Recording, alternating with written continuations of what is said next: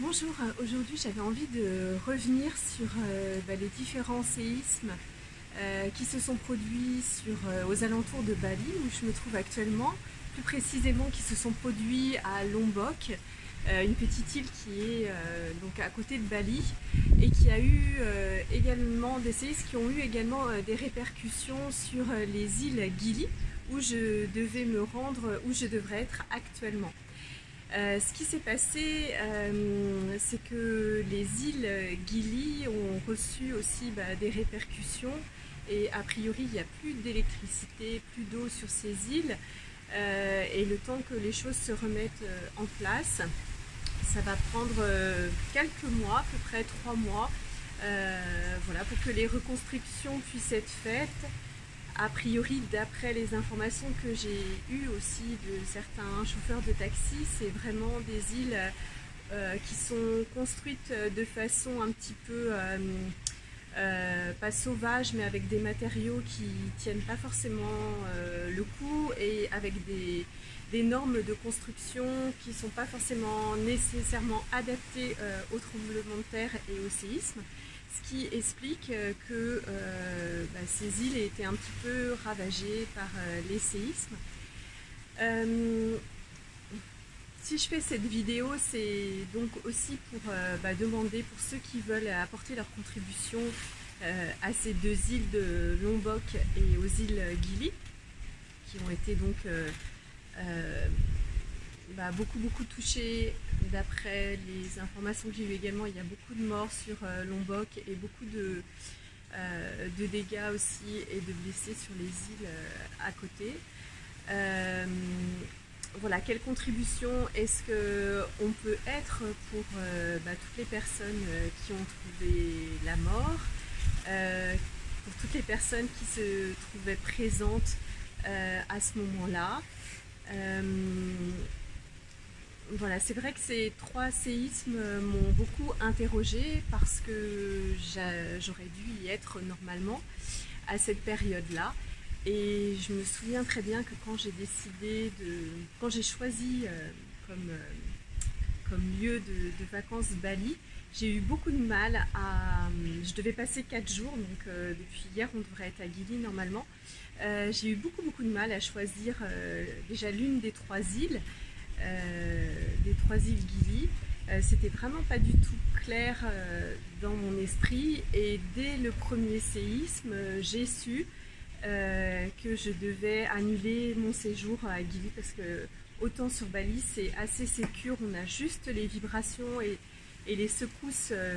les répercussions des secousses du tremblement de terre avec l'épicentre à Lombok. Et à l'inverse, sur Gili, c'est vrai que je percevais déjà un danger et c'est vrai que j'ai tout de suite annulé. Ce qui fait que j'ai dû trouver un autre hébergement sur Ubud pour prolonger notre séjour à Ubud et trouver aussi un autre hébergement, cette fois-ci dans un endroit où j'aurais jamais été avant. Il s'agit de la petite ville de Canggu qui est sur la côte juste après Kuta. Voilà, tout ça pour déjà pour avoir une pensée et beaucoup de contributions pour toutes les personnes qui ont été victimes de ces trois séismes. Aussi une invitation à ne pas céder à la panique et à la peur qui sont des implants distracteurs et qui, quoi qu'il en soit, que la terre tremble ou non, ne vont rien changer sur le moment. Donc autant garder son sang-froid, poser des questions, bien sûr se mettre en situation de sécurité et puis ne pas céder à la panique qui n'arrange rien. Voilà, mon état d'esprit du moment c'est d'avoir de la gratitude pour les choix que j'ai faits d'éviter d'être sur ces îles au moment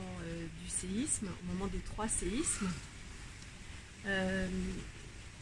La connaissance aussi,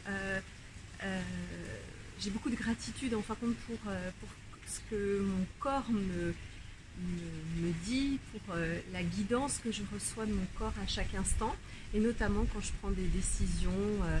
de voyage, de projet, de formation, des décisions de vie importantes.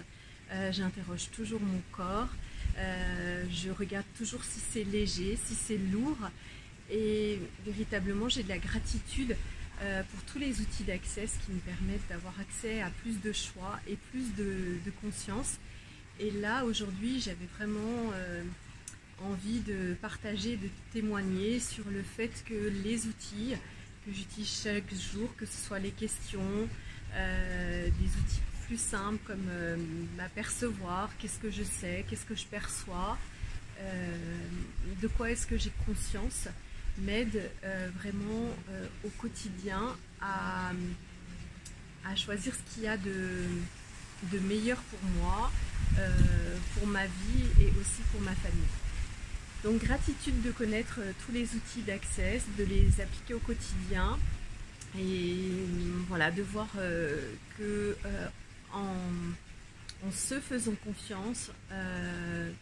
on peut éviter certaines situations catastrophiques et aussi en créer de nouvelles.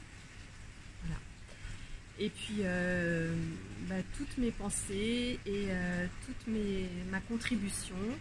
pour toutes les personnes qui ont été touchées, pour toutes les personnes qui ont été victimes de tous ces séismes.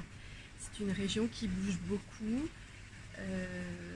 Voilà aussi qu'est-ce que la Terre a à dire, que l'on n'a pas entendu, et si finalement un séisme c'était aussi quelque chose de tout à fait naturel, même si ça peut provoquer la mort en effet, si c'était un phénomène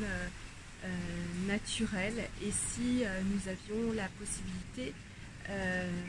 d'entendre ce que la Terre a à dire, et d'adapter en fin de compte nos comportements, d'adapter aussi notre conscience à ce qui est réclamé par la Terre.